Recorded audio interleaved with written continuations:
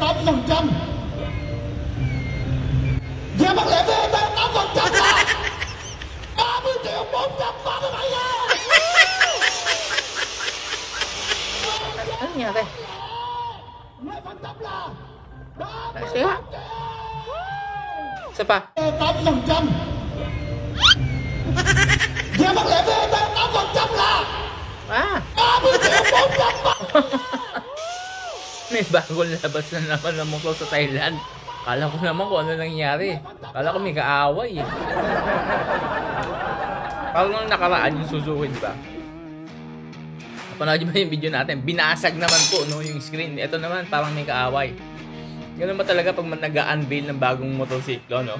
Talagang kailangan, talagang may kakaiba eh para kumbaga panoorin mo. Pero ito papakita ko sa inyo. Focus natin ng konti. Ano ba tong motor na to? Para siyang Honda City 125. Yamaha to, Yamaha. Alamin natin kung magkano. Saka yung specs, tingnan natin na mas malapitan.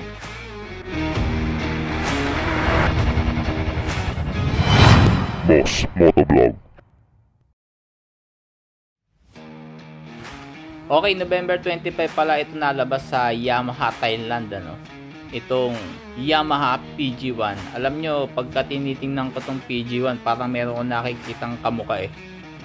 Yung Honda City 125 Hunter Cub. Yan. So 2020 nilabas tong Honda City 125 sa Thailand din. Pero ilang taon pa no lumipas bago nailabas ngayon itong ka-competitor naman yung PG1. Kumbaga eh, hindi mo na mamalayan. Meanwhile, in Yamaha Thailand, may isang motorsiklo na inilabas na. Kakalabas lang November 25. Ilang araw nang lumilipas. Anong petsa ba ngayon?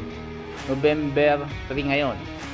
So ngayon ko lang nalaman na meron palang ganito. PG1. Same as 114cc air-cooled single-cylinder engine yan. Kapareha din ng makina ng ng Yamaha site. Yan. Kung titingnan mo, yung mga ganitong klaseng motor, saktong-sakto to dito sa atin sa Pilipinas. Nagkakahalaga to ng 48,700 Thailand baht. Pero kung i-convert mo sa Philippine money yan, 77,000 pesos. Approximately, hindi pa kasama tax. Papalo din ng kulang-kulang 100, ano? Yung ganitong klase stock, kung stock ang darating. Pero kung equip pa ng ABS yan, sisiin natin, tingnan natin yung kaloob-looban ng makina. Tingin ko disc brake naman yung harapan, drum brake yung likod. So para siya talagang XRM na iniba yung forma, ginawang retro. O yung sa Yamaha naman, ano pang kalaban ng XRM? Sa Yamaha kasi wala eh. Anyways mga bossing, sa ganitong klaseng motorsiklo, kung titingnan mo, alam mo kung para saan yung motor na to eh. Pwede pang city, at the same time, pwede rin pang probinsya. Yung mga small terrain, pwede dito. Kasi nga nakikita mo naman sa gulong, tapos yung disenyo pa niya, upright position na mayroong maninipis lang na kaha, no? Hindi siya masyadong mavalky. So, meron kasi tayong mga automatic scooter gaya ng ADB. Yun naman kasi bulky, malaki siya. So, ito naman, talagang parang bisikleta lang kung titingnan mo. Bisikleta na nilagyan ng makina. So, talagang ayos na ayos. 114cc lang, kaya hindi masyadong magasto sa gasolina to. Air-cooled ang cooling system. Single cylinder po pala ito. So, ayos na rin. Mababa lang ang maintenance cost pag ganito. So, ngayon nga lang, ang presyuhan kasi ng Honda City 125. Nagkakahalaga po yan ng mga nasa 88 baht. 88,000 baht. Kung i-convert mo naman sa Philippine money yan, papalo yan ng mga 150,000. So hindi natin alam kung dadalhin ito ng Yamaha dito sa Pilipinas. Kasi nga, syempre wala pa naman ng Honda City. Hindi pa naman dinadala ng Honda dito sa atin. So doon lang sila naglalabanan sa may Thailand. So pagalingan sila doon. So para kasing dati, alam niyo naman yung history ng labanan ng mga brands dito sa atin. Pag naglabas si Yamaha dati ng NMAX, walang makatalo na mayagpag. So nilabanan, tinapatan ni Honda ng PCX first version kasi hindi mo bra.